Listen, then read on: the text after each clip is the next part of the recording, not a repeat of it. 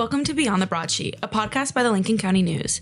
We are a community newspaper based in Midcoast, Maine, and provide the most comprehensive, in-depth coverage available anywhere of the 18 towns and one plantation that make up the county. My name is Emily Bracher, and I am a general assignment reporter here at LCN. And my name is Christina Brown, and I'm also a reporter here at LCN, covering the towns of Bristol, South Bristol, Bremen, and Noblesboro. We are back again this week, filling you in on some of our biggest stories and keeping you up to date on happenings around the county. We will spend our second segment talking about Frances Perkins, whose family home is now a national monument in Newcastle. But to start, here are some of our top headlines from the week. In news out of Noblesboro, the town of Noblesboro is being sued by Blue Sky Towers 3 LLC following the denial of a dimensional variance for the installation of a tower by the appeals board. The lawsuit states that the town's land use ordinance, as well as the Board of Appeals' decision not to grant the variance, violates federal telecommunication laws. Wireless telecommunication towers are prohibited from being built more than 300 yards away from the Route 1 corridor by Noblesboro's land use ordinance. The lawsuit names the Noblesboro Board of Appeals, Planning Board, and town as a whole as defendants. An answer has not yet been filed by the town, but is expected within the month unless the two parties come to an agreement. And in February, Lincoln Academy celebrated its 225th anniversary, making it one of the oldest secondary schools in Maine. I think right now it's in about spot 4. That could change. And since February 23rd, 1801, the Newcastle school has grown exponentially and has overcome fires, survived world wars, and welcomed students from all over the world. For the school's 200th anniversary in 2001, a committee came together to write a book on the school's history. In honor of this anniversary, the school is considering making an updated version of that book to cover the past 25 years. Head of schools Jeff Burrows said that it's a remarkable statistic that the school has been here this long. Happy birthday to Lincoln Academy. That's so exciting. Definitely a very special school in town. For our character of the county this week, Lori Winslow has a heart for nonprofits. Executive director of the Lincoln Home in Newcastle, Lori Winslow considers herself the boat captain of her staff. Winslow has been a special education teacher, a school administrator, and has worked with nonprofit organizations, specifically one focused on continuing services for minors attaining legal age. Most of her work focuses on helping people of all ages. Winslow moved to Lincoln County after the COVID-19 pandemic let her be outside more and do a lot of things she hasn't done in years, the feeling prompting her to apply for the Lincoln Home. While retirement is coming into focus, Winslow said that she is right where she wants to be at Lincoln Home and plans on staying that way. That is awesome. Very sweet story. So definitely pick up a copy of our newspaper to read more about Lori Winslow. In Jefferson, a medical emergency prompted a trail rescue on February 28th. An individual experiencing a medical event at Hidden Valley Nature Center in Jefferson required a coordinated effort by local responders to get to safety. The individual was located roughly a mile into the woods, proving to be a complicated factor in the rescue, Fire Chief Darren Walker said. It took responders more than half an hour to reach the patient after traveling on foot while hauling a stoke basket with equipment. Given the nature of the call and the time it took responders to get to the individual, and knowing time was of the essence, Walker said that he made the decision to contact Life Flight of Maine, who showed up around the same time as the Central Lincoln County Ambulance Service. The patient's condition remains unknown. In news out of Edgecombe, after 2 lengthy meetings, the Edgecombe School Committee recommended the $4 million education budget for the upcoming fiscal year on Monday, March 2nd. The original discussion started on Zoom on February 25th and lasted almost 3.5 hours, the school committee deciding to pause the conversation until March 2nd to have more time to think. Despite the vote to recommend the budget, which is an increase of $380,731, or 9.2%, the school committee members voiced their frustration. Not at the budget itself, committee chair Heather Sinclair said, but at the process of funding education. Taxpayers will contribute a total of $3,503,673, which is an increase of over $500,000 or 17.4% from the previous year. Standout budget items include an increase in special education, a proposed lease agreement with the first student for a school bus, and funding to hire a full-time kitchen faculty member. RSU 12 pledges to continue to use local produce for school meals. For over 5 years, RSU 12 has prioritized incorporating local produce in its schools by pledging to the Harvest of the Month campaign. Harvest of the Month promotes using seasonally available local products in the lunchrooms and supports the efforts of the Farm and Sea to School Network, which is a group dedicated to building a communication and coordination infrastructure throughout schools and communities to support farm-to-school programs around the state. RSU 12 is the only participating district in Lincoln County. And for March, RSU 12's Director of Student Nutrition Services, Mike Flynn, will be finding ways to incorporate the month's focus, which is protein, so fish and cows, into students' meals. That's very exciting. Yeah, so looking forward to that. All right, and now we are on to our second segment.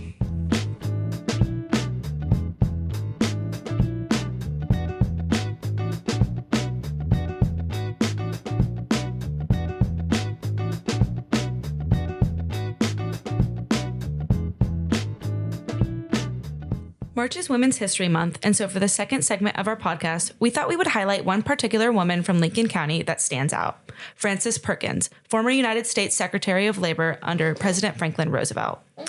The Frances Perkins Center is located at 478 River Road in Newcastle and is one of 2 national monuments in the state.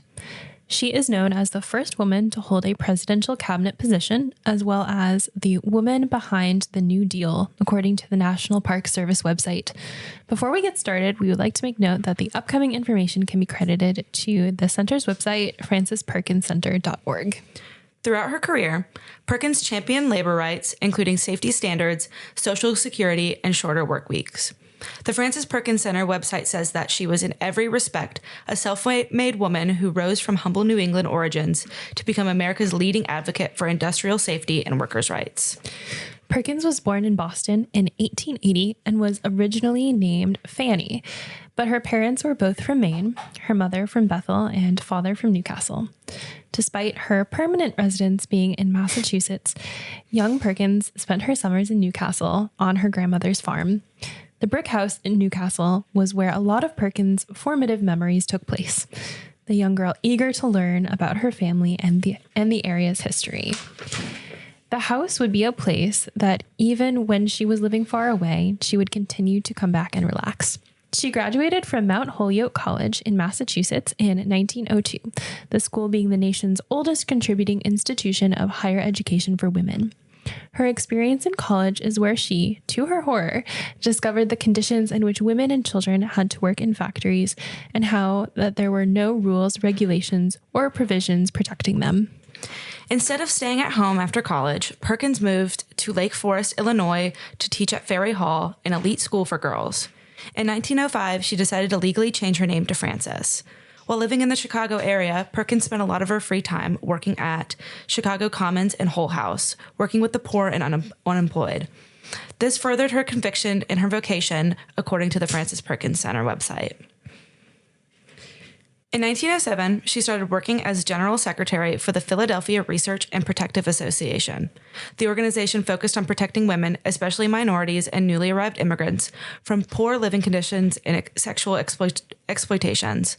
Her studies didn't end at Holyoke College. Perkins continued by studying sociology and economics at the University of Pennsylvania and enrolled as a master's degree candidate in sociology and economics at Columbia University. She began a fellowship with the New York School of Philanthropy in 1909, investigating childhood malnutrition in Hell's Kitchen, New York. The work didn't stop with her education. In 1910, Perkins became executive secretary of the New York City Consumers League and focused on the need for sanitary regulations in bakeries, fire protection for factories, and legislation to limit working hours to 54 hours a week for women and children in factories. Perkins married her husband, Paul Caldwell Wilson, in 1913 and decided to keep her last name, which was very controversial at the time. 2 years later, she discovered that he was having an affair, and before she could leave him, she found out that she was pregnant and remained in the marriage. She experienced a miscarriage with her first pregnancy, and her second pregnancy was a stillborn. It wasn't until December 1916 that she gave birth to her daughter, Susanna. Perkins continued to stay married to Wilson despite his declining mental health struggles. Wilson passed away in December 1952 after having a stroke. In 1911, a single event led to the birth of the New Deal, the Triangle Shirtwaist Factory fire. After watching women jump to their death to escape the fire that had left 146 dead, Perkins knew something had to be done to improve working conditions. A citizens' committee on safety was created in response to the fire, and Theodore Roosevelt himself suggested that Perkins should be hired as executive secretary. During the group's efforts to not only manage the issues of the fire, but all other threats to health for industrial workers, Perkins was leading women in guiding investigations, acting as expert witnesses, and leading legislators on inspections of factories around the state. The effort led to the most comprehensive set of laws governing health and safety in the workplace in the nation. After Al Smith was elected governor of New York in 1918, Perkins was appointed to the New York State Industrial Commission, making her the first woman to ever be appointed to an administrative position in the state's government, as well as the highest paid woman ever to hold public office in the country. After working towards enforcing laws to better working conditions, Smith appointed Frances to chair the Industrial Commission during his last term. When Franklin D. Roosevelt was elected governor in 1928, he asked Perkins to become New York's industrial commissioner, responsible for the entire labor department. A comment from Perkins at this time that really highlights the dire state of the workforce is, "We have awakened with a shock to the frightful injustice of economic conditions, which will allow men and women who are willing to work to suffer the distress of hunger and cold and humiliating dependence." Perkins made headlines in 1930 by contradicting the Hoover administration's prediction that employment was on the rise and that recovery was near, when it was in fact not. While continuing to debunk the misleading statements, Perkins continued to work towards creating programs that would increase employment. In February 1933, FDR was officially president and asked Perkins to serve as Secretary of Labor. Along with her acceptance of that position, Perkins laid out a set of policy priorities that she would pursue, including, but not limited to, the 40-hour work week and the abolition of child labor. These conditions, along with many others, were her conditions in joining his cabinet. So not only was she the first woman to do it, she did it her way. With her new position, Perkins steadily advocated for public works programs to decrease unemployment. One of her first responsibilities as secretary was to implement the establishment of the Civilian Conservation Corps. She was a key factor in the creation of the Federal Emergency Relief Administration, a force in convincing Roosevelt to allocate $3.3 billion for public works, and eventually the biggest advocate for ensuring that money was spent on projects geared towards the improvement of schools, roads, housing, and more. According to the Frances Perkins Center website, public works employment was around 2 million people in 1934. Wow, that's a lot. Perkins didn't stop there, though. In 1934, as the head of the Committee on Economic Security, she created the blueprint of legislation that would go on to become the Social Security Act, which was signed into law in 1935. Perkins also had a heavy hand in the creation of the Fair Labor Standards Act, which was enacted by Congress in 1938 and established minimum wage and maximum work hours. It also banned child labor. When FDR passed away in 1945, Perkins was one of only 2 cabinet secretaries to serve the entirety of his presidency. She was also the longest-serving labor secretary at the time. Before ending her time in the Department of Labor in 1945, Perkins personally thanked all 1,800 of the department's employees. Before her death in 1965, Perkins continued to work. In 1946, she published the biography, The Roosevelt I Knew. She was appointed by President Harry Truman to the United States Civil Service Commission in 1947 and held her position until 1953. Her later years were spent teaching and lecturing at Cornell University. Perkins is buried in the Glidden Cemetery on River Road in Newcastle. The Frances Perkins Center continues to remember Perkins' legacy and the importance of the government's role in social justice and economic security for all. They are open from June 17 to to October 11 on Wednesdays through Sundays from 9 a.m. to 3 p.m. The trails and ground surrounding the area are open daily year-round from dawn to dusk. Earlier today, Newcastle Select Board member and Historical Society volunteer Karen Paz sent us a message regarding the center's facilities. In the message, she said that the Newcastle Historical Society and the Glidden Cemetery Association are partnering with the Frances Perkins Center to restore the Perkins family cemetery. The headstones have fallen over or are broken and disappearing under the leaf debris. Frances' great-grandparents and numerous other family members are buried there, though many graves are simply marked with field stones. They are planning on a cleanup day in April with repair work planned for May or June, just depending on how wet the spring is. Thank you so much for joining us this week to hear about Frances Perkins. Throughout the rest of March, we are going to work on highlighting different important women figures in Lincoln County, and we hope to see you there. And we will see you next week. Thank you for listening to Beyond the Broadsheet, a podcast by the Lincoln County News.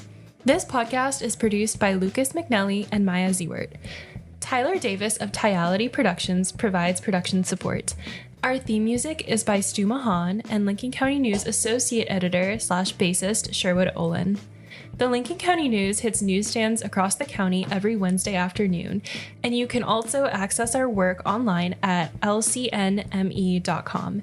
If you have a question, comment, or suggestion, please email us at info@lcnme.com. As always, we're grateful for the support of our readers and listeners in Lincoln County and beyond. It's been great catching up today, and we'll talk with you again soon.